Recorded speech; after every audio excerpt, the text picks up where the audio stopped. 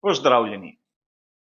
Tudi v tokratnem komentarju novic si bomo skušali pogledati vse tisto, kar se je zanimivega zgodilo v preteklih dneh.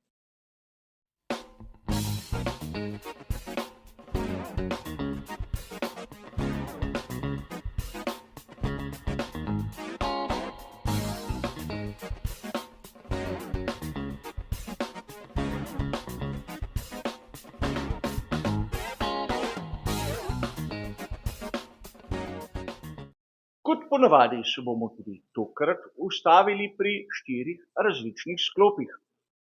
In seveda vsi tisti članki, ki bodo navedeni v samem prispevku, bodo dosegljivi prek bližnjice, ki je navedena v samem opisu. In kot ste že navajeni pri mnogih predhodnih komentarjih, ko bo slika barvna, pomeni, da bom navajal tisto, kar je zapisano v prej omenjenih člankih.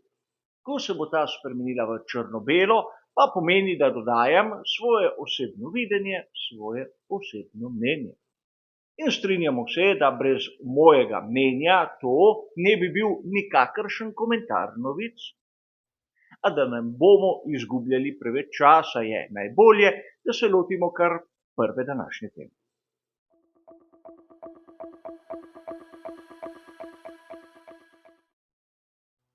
V mnogih virih smo lahko 6. avgusta zasledili, da bo Adrian Newey skoraj zagotovo odšel v Aston Martin.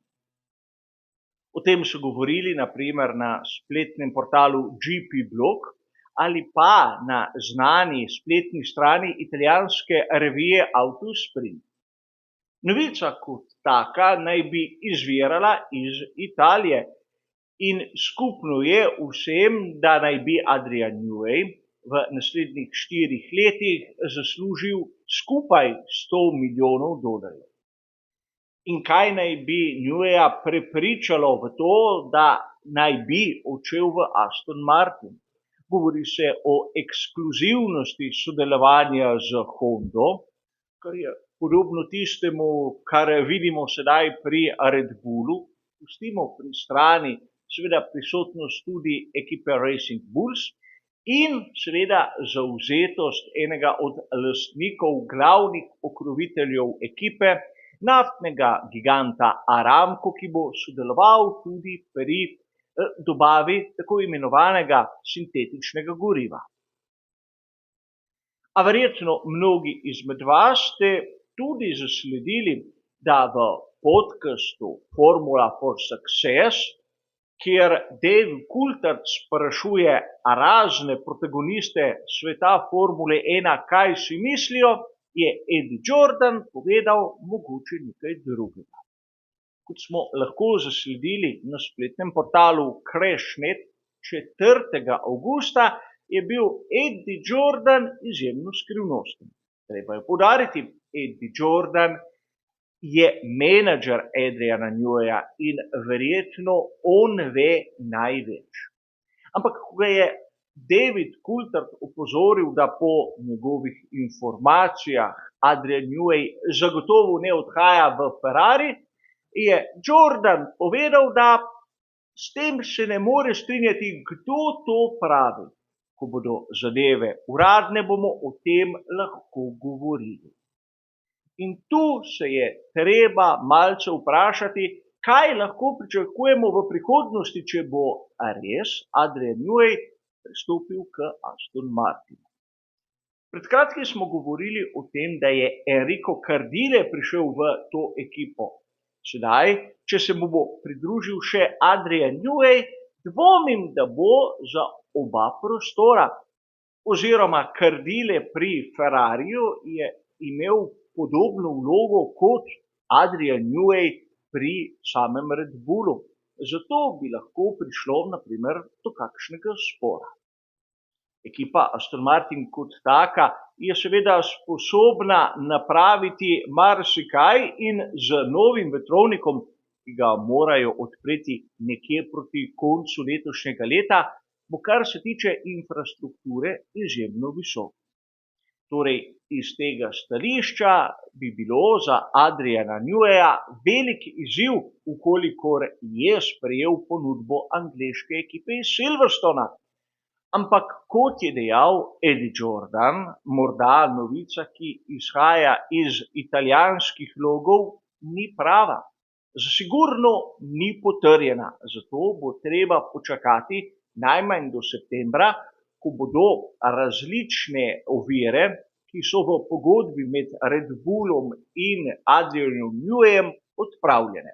Takrat bomo verjetno zares lahko izvedeli, kam bo odšel Adrian Newey. Po mnenju nekaterih zagotovo v Aston Martin in ne v Ferrari. Ampak to so zaenkrat le špekulacije. Poglejmo si, kaj pa je zanimivega v drugem današnjem sklopu.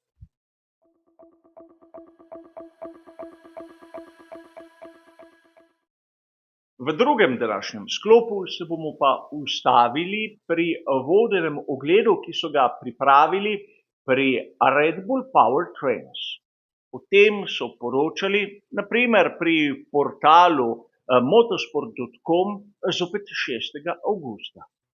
Ogled strukture, kjer bodo v sezoni 2026 začeli izdelovati pogonske sklope za Formulo 1, je bil zagotovo priložnost za vse predstavnike sedme sile, da nekako vidijo, do kakšne točke so prišli pri Red Bullu. In zanimivo je, da pravzaprav nimamo nobenih fotografij iz tega vodenega ogleda. Namreč uporaba telefonov in fotoaparatov je bila strogo prepovedana. Izvedeli smo lahko marsikatero podrobnost, naprimer to, da se bodo pogonski sklopi imenovali DM po Dietrichu Mateschitzu, ampak pravzaprav nismo izvedeli nič novega.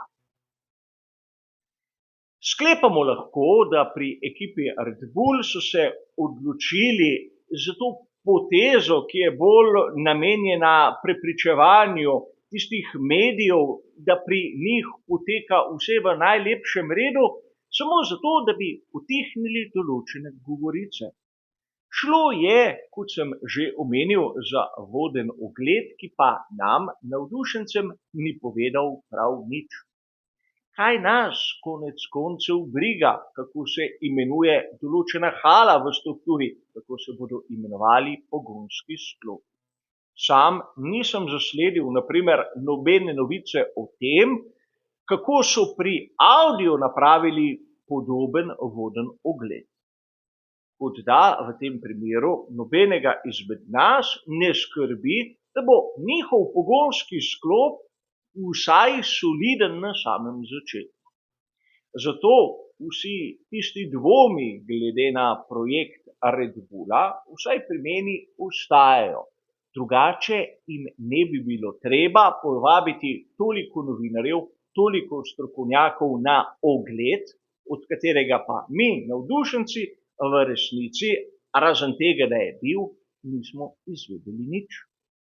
Ampak časa je še kar nekaj do začetka sezone 2026 in tudi če so pri Red Bullu v večji ali manjši zamudi, imajo priložnost le to vsaj delno odpraviti. A pojdimo k našem naslednjem današnjem sklopu.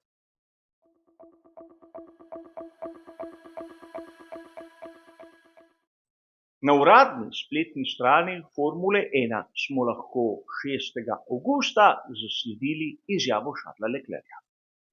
Ta je bil malce kritičen do forme scuderie Ferrari in nekako izrazil vse svoja pričakovanja glede tega, da bodo pri scuderiji čim prej pripeljali nove posodobitvene pakete, s katerim bi odpravili težave hibe modela SF-24 Evo. Sledi seveda daljša analiza.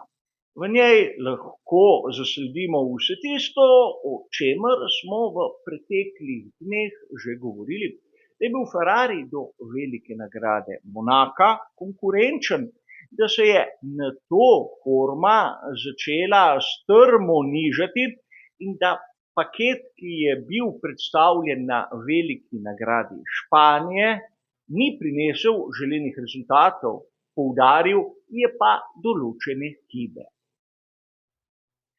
In sam Charles Leclerc je dobesedno presenetil z izjavo. Povedal je, da se počuti, kot da so pri Ferrariju četrta sila na štartnem razporedu. Tu bi lahko mnogi dejali, da tudi mi, navdušenci, smo podobnega mnenja glede tistega, kar vidimo na samih dirkah. Ampak izjava je dobesedni prevod tistega, kar je povedal Charles Leclerc, ker je treba poudariti, da danes v tem politično korektnem obdobju je težko slišati kaj podobnega iz ust samega voznika skuderije Ferrari. In tu bi rad poudaril še neko malenkost.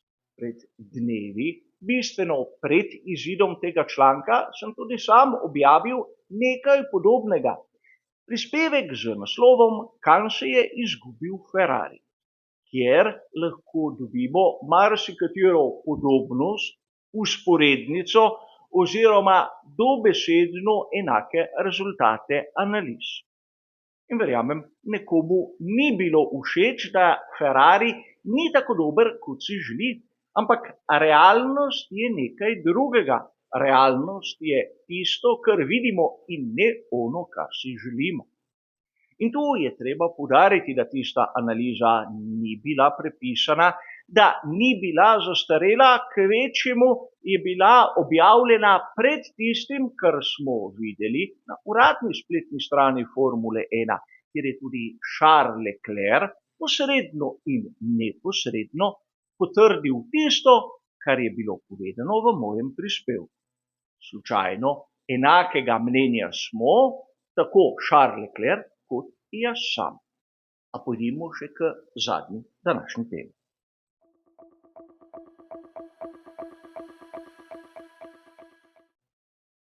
Za konec pa še tista malce bolj lahkotna tema, ki se bo danes dotaknila zadeve, o kateri je mnogo govora, ampak ki nima, vsaj po mojem videnju, neke specifične dodane vrednosti.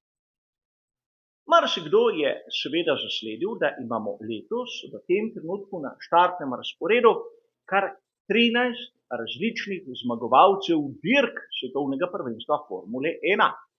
In o tem so poročali mnogi viri. Sam navajam članek, ki je bil objavljen na spletnem portalu RaceFans 6. avgusta.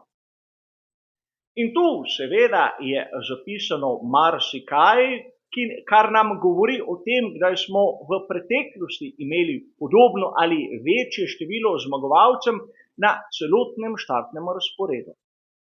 In konec koncev treba je poudariti, da pravzaprav ni čudno, da imamo v prvi deseterici lahko voznike, ki so predtem že zmagali določeno dirko. Namreč takih posameznikov je več kot polovica štartnega razporeda. A o tem specifično nihče ne tako eksplicitno govori. A kar je hujega, vsaj po mojem skromnem videnju. Nihče se ni spustil v strukturo teh 13 zmagovalcev, kjer imamo seveda predstavnike tistih 4 najboljših ekip, Red Bulla, Mercedesa, Ferrarija in McLarena. Oba predstavnika ekipe McLaren sta šele letos postala tudi zmagovalca dirk, predtem seveda sta bila prav tako talentirana in prav tako hitra. Sergio Perez pri Red Bullu je pod veliko kritiko. Mnogi si ga želijo zamenjati, ampak njegova menjava bi nekomu tretjemu lahko pokvarila statistiko. Ampak kar je bistveno bolj pomembno, vsaj po mojem skromnem videnju, je naslednje. Imamo Gaslija in Ocona, ki sta postala zmagovalca, seveda zaradi spleta okoliščin. Imamo Alonsa, ki je zadnjič zmagal pred mnogimi sezonami. imamo Bottasa in Ricciarda. Dva voznika, ki jo bomo težko videli na zmagovalnem odru, še posebej na oni srednji najvišji stopnički. Sedaj se lahko začnemo spraševati o kvaliteti tega podatka, ki nam ga mnogi servirajo kot navdušujočega in pomembnega. Namreč to, da imamo 13 različnih zmagovalcev na štartnem razporedu, je seveda statistični podatek, ki pa nam pravzaprav ne pove nič. Razen tega, da lahko malce manj poučene, manj vešče navdušence nekako spravimo v neko ekstatično fazo, zaradi tega, ker je to nekaj, kar še nismo videli do sedaj, čeprav v preteklosti je bila situacija podobna ali morda še boljša. Zopet ustvarjanje neke drame, ki pa pravzaprav nima posebnega pomena, vsaj po mojem osebnem videnju ne. A tako, prišli smo do konca tudi tokratnega, že 34. komentarja novic letos. Hvala za vašo pozornost in nasvidenje.